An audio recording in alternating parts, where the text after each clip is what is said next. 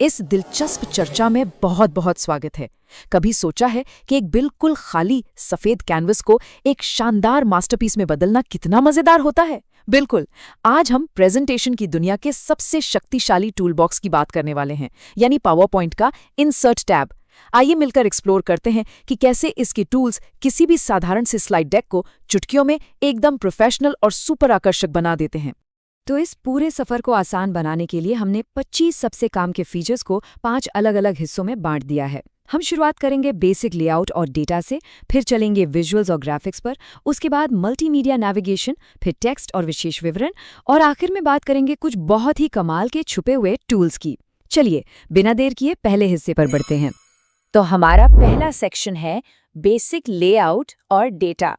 हम सब जानते हैं कि किसी भी बेहतरीन प्रेजेंटेशन की शुरुआत हमेशा एक बहुत ही मजबूत नींव से होती है। अगर आधार सही नहीं है तो आगे का डिज़ाइन काम नहीं करता। प्रेजेंटेशन का बेस तैयार करने के लिए जब नई स्लाइड जोड़ते हैं तो ड्रॉप डाउन के अंदर पूरे 9 अलग-अलग लेआउट छुपे होते हैं। और इसमें एक बहुत ही कमाल का फीचर है रीयूज स्लाइड्स, यानी पुरानी स्लाइड्स को दोबारा इस्तेमाल करना। ये सच में घंटों का समय बचा लेता है। वहीं अगर डेटा दिखाना हो तो टेबल टूल के अंदर एक्सेल स्प्रेडशीट और क्विक टेबल्स जैसे शानदार ऑप्शंस मिल जाते हैं जो एकदम सटीक और साफ सुथरा लेआउट तैयार कर देते हैं। दूसरा सेक्शन है विजुअल्स ऑन ग्राफिक्स। एक बार बेसिक नींव तैयार हो गई तो अब समय है इसमें थोड़ा विजुअल इंटरेस्ट और विजुअल अपील जोड़ने का। अब देखिए, ये तीनों इमेज टूल्स प्रेजेंटेशन की खूबसूरती को तुरंत अगले लेवल पर ले जाते हैं।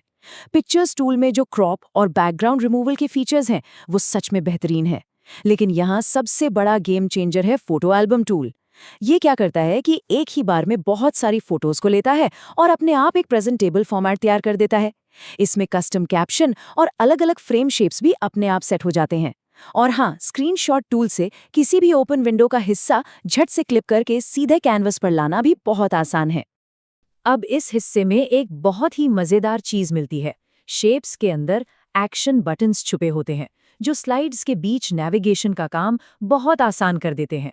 इसके साथ ही बिल्कुल क्वालिटी लूज किए बिना रीसाइज होने वाले एसवीजी आइकन्स भी मिलते हैं। लेकिन सबसे ज्यादा ध्यान खींचते हैं 3D मॉडल्स। इन मॉडल्स के अंदर जो डायनामिक रोटेशन और एनिमेशन के फीचर्स हैं वो किसी भी बोरिंग से कॉन्सेप्ट में एकदम से जान डाल देते हैं। यहाँ सबसे काम की बात यह है कि स्मार्ट आर्ट किसी भी साधारण सी दिखने वाली बुलेट लिस्ट को तुरंत एक बहुत ही प्रोफेशनल और आसानी से समझ आने वाले डायग्राम में बदल देता है। चाहे कोई फ्लोचार्ट बनाना हो, कंपनी का हायरार्की चार्ट हो या फिर पिरामिड, ये टूल मुश्किल से मुश्किल डेटा को आंखों के लिए एकदम आसान और खूबसूरत बना देता है। और ये फीचर तो बहुत ही शानदार तरीके से दिखाता है कि पावर पॉइंट और एक्सेल की जोड़ी कितनी परफेक्ट है। जैसे ही कोई पाई चार्ट या बार ग्राफ कैनवस पर डाला जाता है, पीछे बैकग्राउंड में तुरंत एक एक्सेल शीट खुल जाती है। इससे डेटा की एंट्री करना और उसे अपडेट करना बिल्कुल सीमलेस और आसान हो जाता है। चलिए आगे बढ़ते हैं तीसरे सेक्शन पर, मल्टीमीडिया और नेविगेशन। ये वो जगह है जहां हम इन रुकी हुई स्टैटिक स्लाइड्स को एक चलते फिरते इंटरैक्टिव अनुभव में बदल देंगे। आज के समय में प्रेजेंटेशन को इंटरैक्टिव बनाना सबसे ज़रूरी हो गया है। स्लाइड्स पर मौजूद जानकारी को इस तरह से आपस में जोड़ना कि पूरी प्रेजेंटेशन एक चलती फिरती वेबसाइट जैसी लगने लगे। बस यही वो मास्टर स्ट्रोक है जिससे ऑडियंस का ध्यान शुरू से लेकर आखिर तक स्क्रीन पर टिका रहता है। तो चलिए इस इंटरैक्टिव तिकड़ी को थोड़ा करीब से समझते हैं। जब जूम, लिंक और एक्शन को एक साथ मिला दिया जाता है तो जो स्ट्रक्चर बनता है वो कमाल का होता है।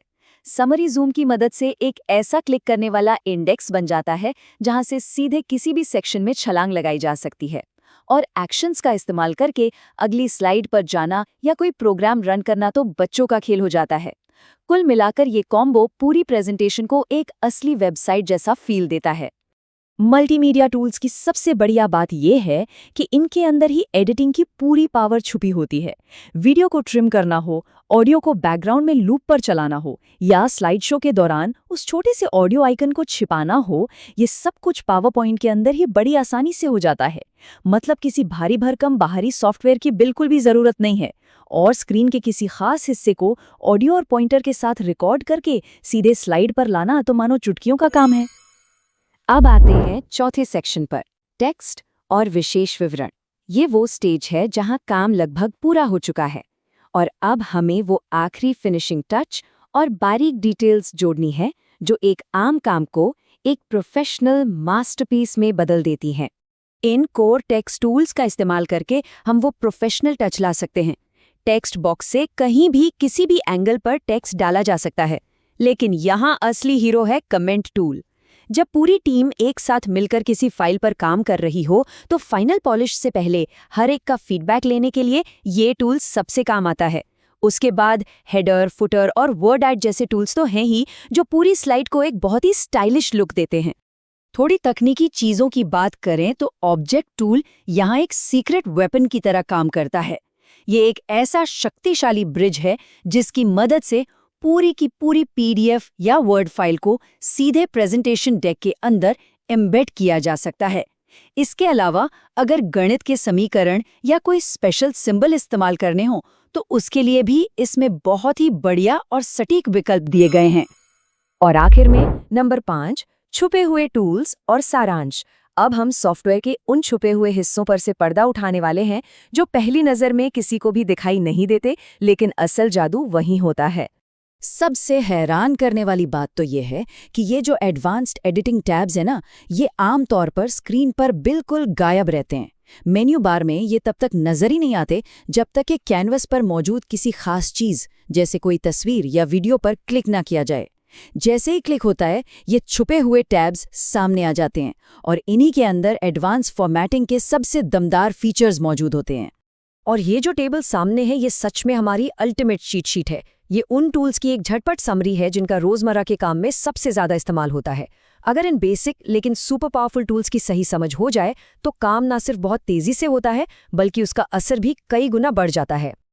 तो अब सोचने वाली बात ये है कि इन 25 टूल्स में से वो कौन सा टूल है जो अगली प्रेजेंटेशन को एक साधारण स्लाइड शो से निकालकर एक इंटरैक्टिव मास्टरपीस बना देगा। हर टूल की अपनी एक अलग ताकत है, पर असली जादू इनके सही कॉम्बिनेशन में छुपा है।